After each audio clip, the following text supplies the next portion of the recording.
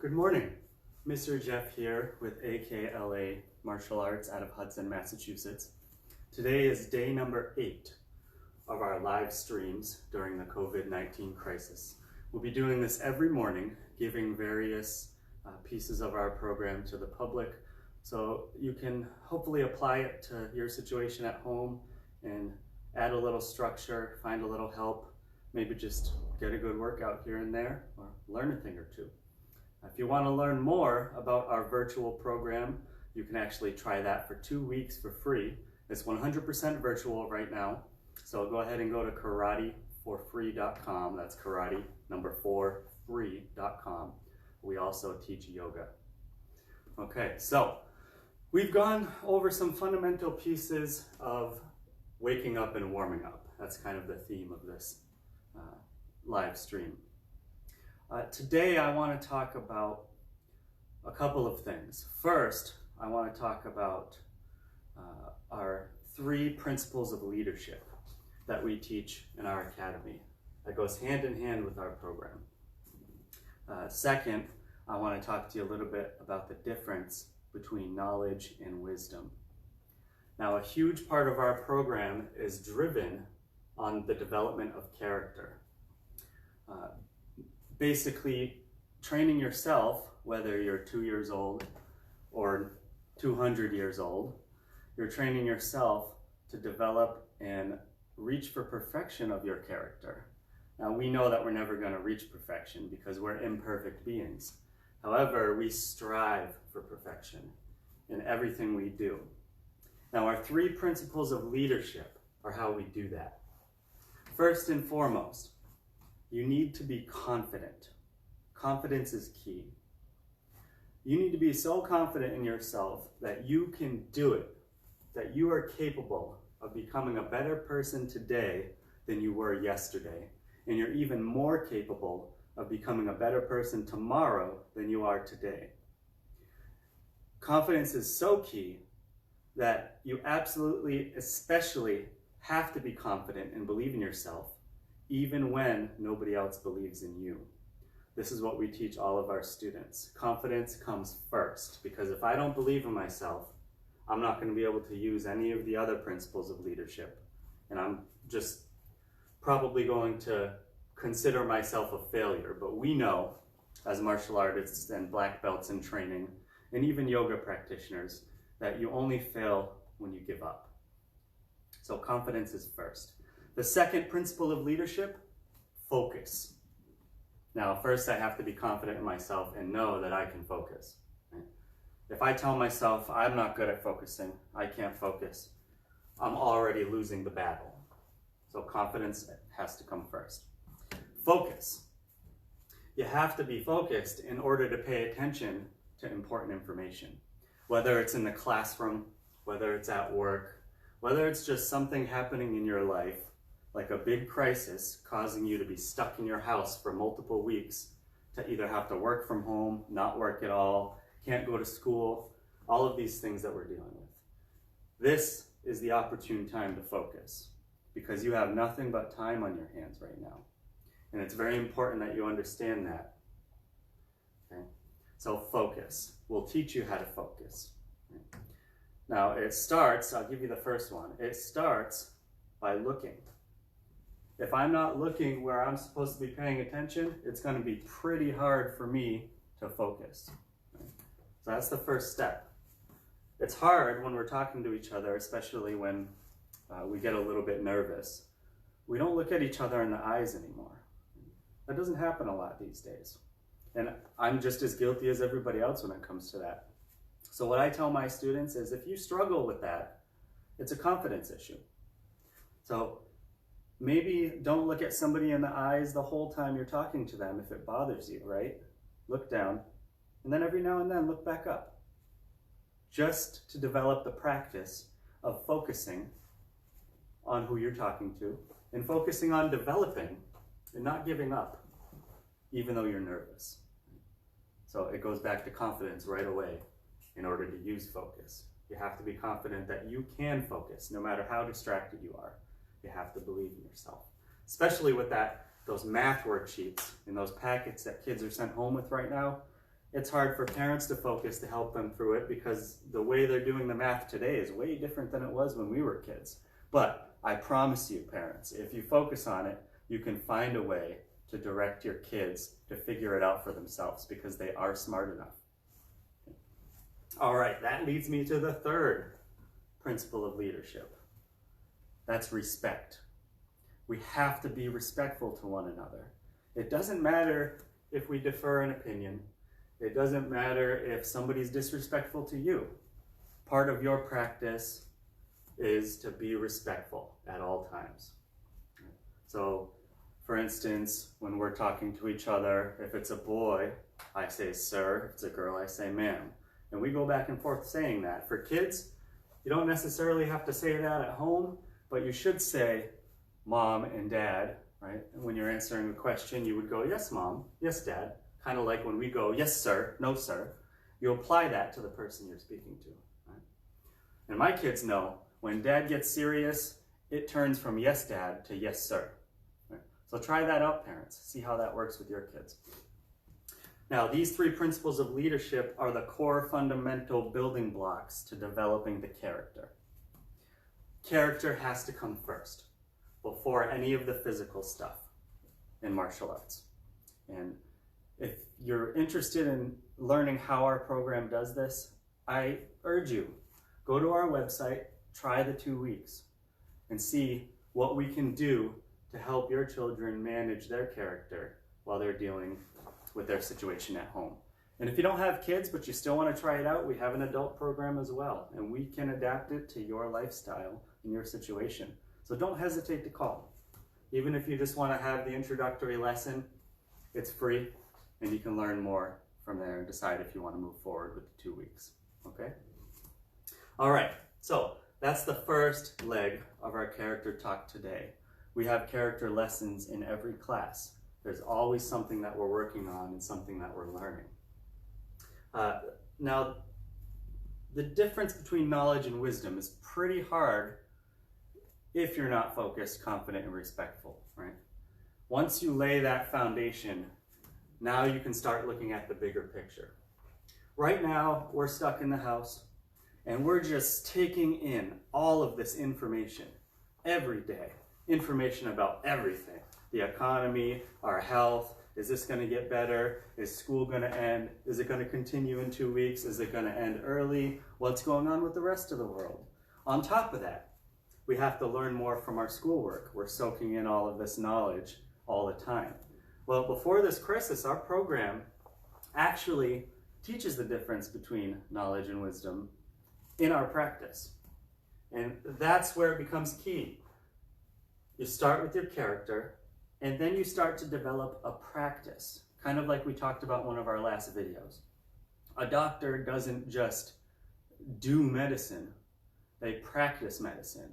And they practice as they treat patients. They do it out of their location, right? Out of their special medical practice, right? Well, you're going to develop a practice of character, a practice of focus, and a practice of exercise, multiple practices in your life, right? Well, when you're normally going to school, you're absorbing all this information and you're becoming very knowledgeable. And you do that for 12 years. And then if you go on to college, you do that even further. But what our program teaches you and your children at an early age is how to develop wisdom with that knowledge. Now, here's the main difference between knowledge and wisdom. Knowledge is taking in all that information and you're storing it in these memory banks. And you can remember it, you can recite it back and forth, you can say where it came from because you know the source, right? You're very knowledgeable about that, maybe even of the history of all of the things that you're putting in the memory banks. Now, what we do is we teach you how to take that knowledge and develop that practice. And as you're doing that practice at school, at work, at home, in the real world, being confident, focused, and respectful, as you're putting that into practice, you are now developing experience. And experience is what gives you wisdom. Wisdom is a type of understanding that you have in how to apply the knowledge that you attain. So our program absolutely does that for you. Not just in a physical or a mental sense, right? But just in a life sense. It teaches you how to develop the goals and have the confidence to reach them and surpass them. And then it doesn't stop there. From there, you start with the next set of goals. So today's the 8th day of this live stream. I want you to treat this as a new beginning. And today we're going to go through some of the stretches and a little bit of the sequence that we did on day 1 combined with a couple of other things. And you'll be able to come back and forth to this video. So that way you can see how I'm transitioning through certain movements. You can hear a couple of keynotes and go back to it as much as you need to. And then give me a call if you want to learn more and develop a practice in multiple fashions for yourself. All right, so let's get started with the physical part. So I'm actually going to start from a seated position. And I'm going to be flat on the floor like so. Now this helps me get a stretch here because my feet are going to need to be mobile. And we talked about foot and hand positioning last time, A lot of the times when I'm using my feet, I want my toes to be stretched. We're standing on what we call the ball of the foot. Right? We also use that for our front kicks. In some systems, they use the heel when they do a front kick. And we could do that sometimes, but today we're focusing on the most important part, the ball of the foot. Now I can press it in here and I'm automatically getting a stretch in my toes. Personally, I like to start with my toes a lot because my feet get stiff while I'm sleeping.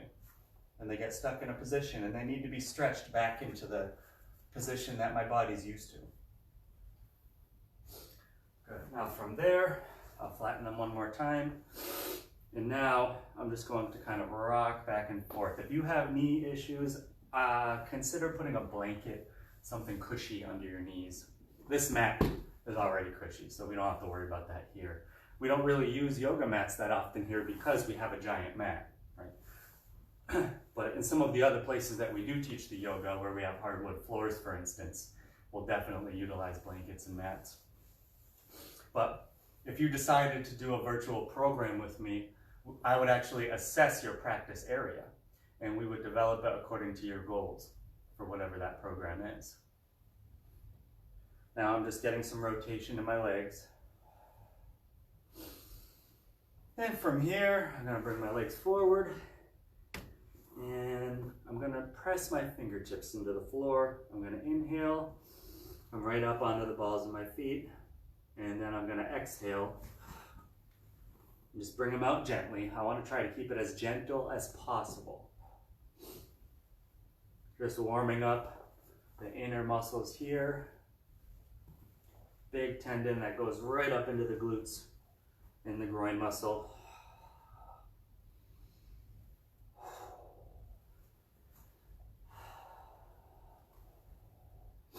Remembering to pay attention to what direction my feet are facing, which leg straightens, which leg bends, where I put the weight on the straight leg, where I put my arm on the bent leg. That's going to help you to not put too much stress on your back as you're doing this. You're learning to transfer your weight.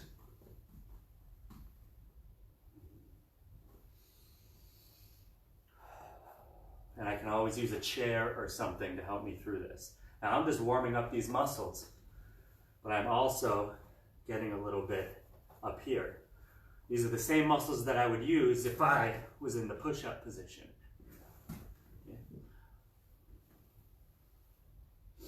Now, if that jump works for you, try to be graceful with it. Okay? Gentle and graceful. If you can't be gentle, then you shouldn't be doing it. You should be walking. Okay? Walking. Okay? Now I'm going to come a little closer and put a little more weight into my legs, which requires a little bit of balance. You want to be careful that you don't fall back. It's good to have the couch behind you, just in case. Or a person.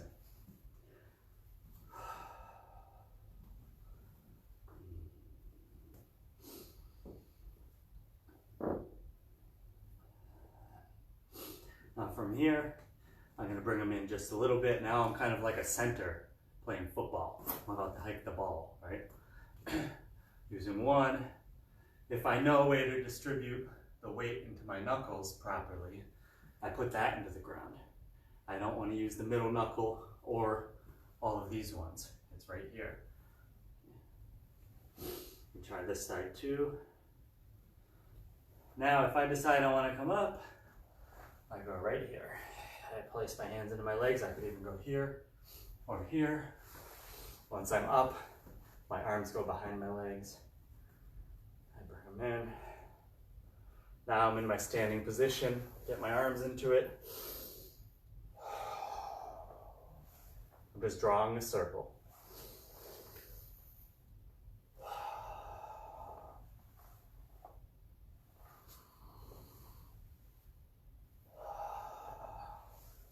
Now I'm going to reverse it.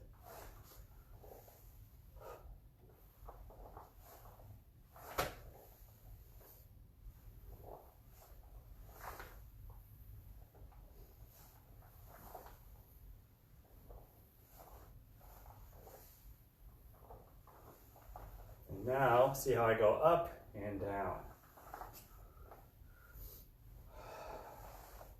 My right arm's in front. And then my left arm's in front. Now, when you're looking at it, it looks the opposite. So if I mirror you, we'll call this your right arm. We'll call this your left arm. So this would be your right side. This would be your left side. For the yoga practitioners, we're focusing solely on the positioning. They call them asanas, postures. I just call it positioning. And my hybrid students understand why, because we discover and study the transparent concepts of yoga and martial arts as they came from the same place. Small piece of a history lesson for you there. Conversation for another day. Now I can work on, just like if I'm a weightlifter who's doing squats, when I come up, I press my hips forward. When I go down, I press them back. Inhale, exhale, inhale, exhale.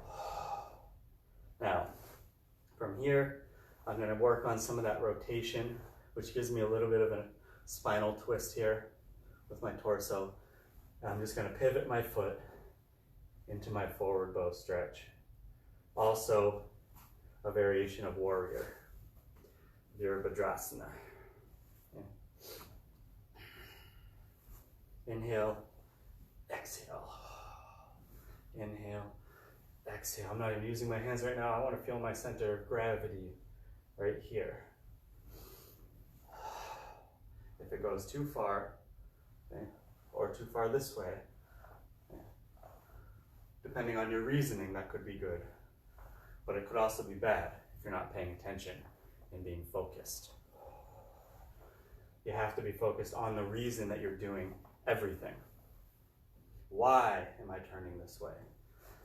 Why am I straightening this leg and keeping this one bent? Why, if I said I'm doing warrior, are my toes not facing this way, like you see on the cover of all the yoga magazines? I don't know. Sounds like you should try 2 weeks free and find out.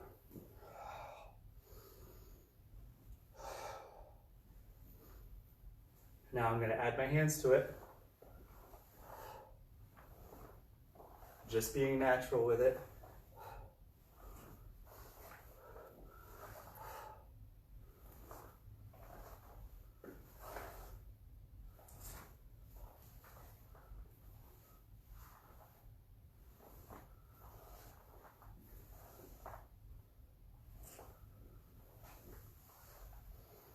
Now that's going to the 45s.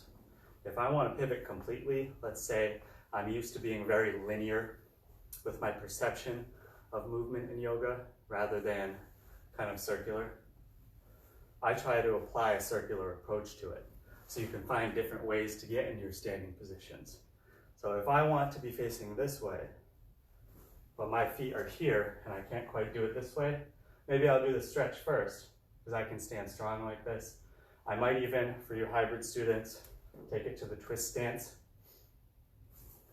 First, just to warm myself up, make sure your knees are bent if you're doing this, and your foot is pivoting and lifting. Pivoting and lifting. Okay. Now, if I want to take it facing this way, I just bring my foot forward, and then I turn. Now I have that division, right, of space in between my legs that we always talk about, that alignment.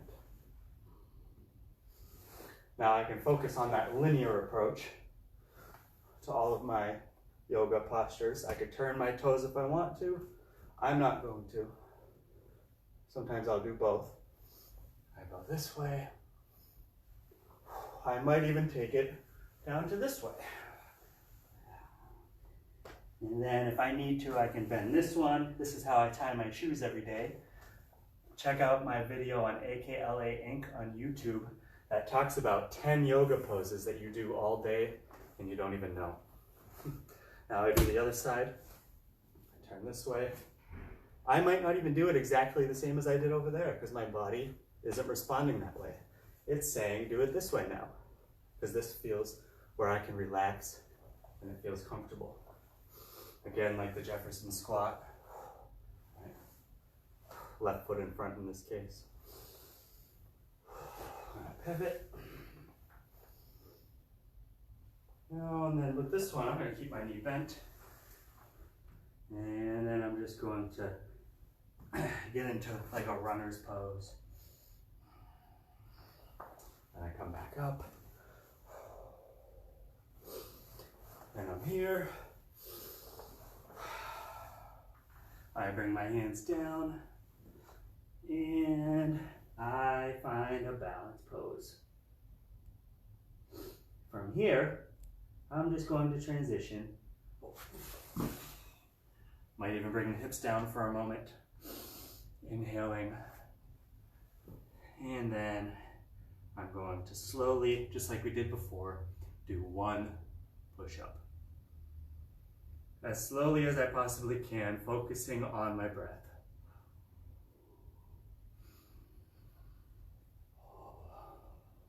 Once I get down there, I'm not going to touch the floor. Look at my fingers, I'm putting them up on purpose so you can see where I'm putting the weight in my hands. And then I slowly start to push, relaxing my muscles when I need to, tensing them up when I need to, and there I am. From here, I bend the knees, and I hop them forward. Might turn a little bit this way, get more under here, and this way. Don't feel like you have to try to do the splits. It's not necessary.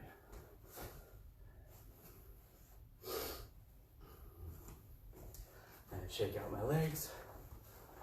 Standing in Tadasana Mountain, natural pose. Relaxing. Inhale. You may find that if you inhale the shoulders up and keep your head up, that you're going to pinch some nerves up here in the neck. So be careful. You can look down and bring the shoulders up, and then as soon as your shoulders go down, your head goes up. Just something to keep in mind.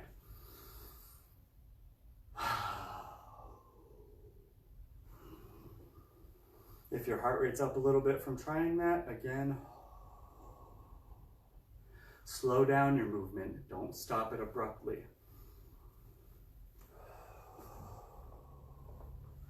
So now we're applying a Tai Chi method to it.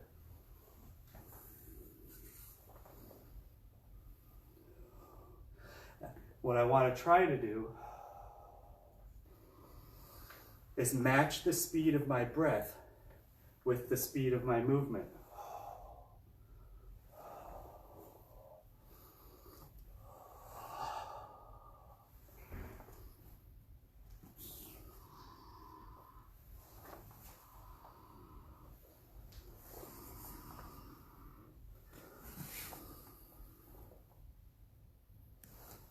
And then as your breath calms down, your heart rate will go down and you're focused and ready to start the day. Thank you for joining me today. I hope to see some of you flooding my email with requests for your first free lesson. I'll do it on Zoom pretty much all day, any day, except for during our regular scheduled classes, which are still happening 100% online. Have a great day.